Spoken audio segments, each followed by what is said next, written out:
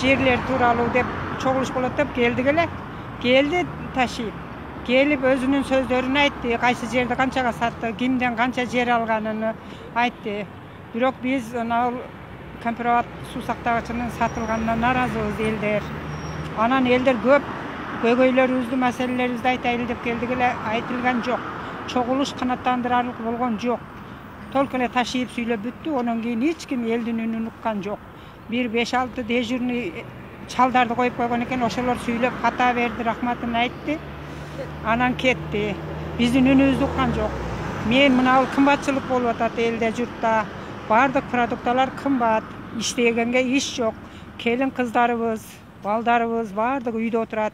Россияга жөнөтөлү десек, Россиянын жол кирасы өзү 60 миң, 70 миң болуп атат. Ол акчаны биз каяктан табабыз? Еще основаниясы бар. Основаниясы бар. Барса ол жерде иш табылып калабы, табылбайбы? Ана мына жерде отурганга такыр иш жок. 5-6 миң пенсиябыз бар. Биздин пенсияны гана карап отурат балдар. Ол пенсиябызга ун дагы, май, чай, май ошончо кымбат. 5 литр май 700-800 сом болуп атат. Сахардын өзү 70 сом болуп атат.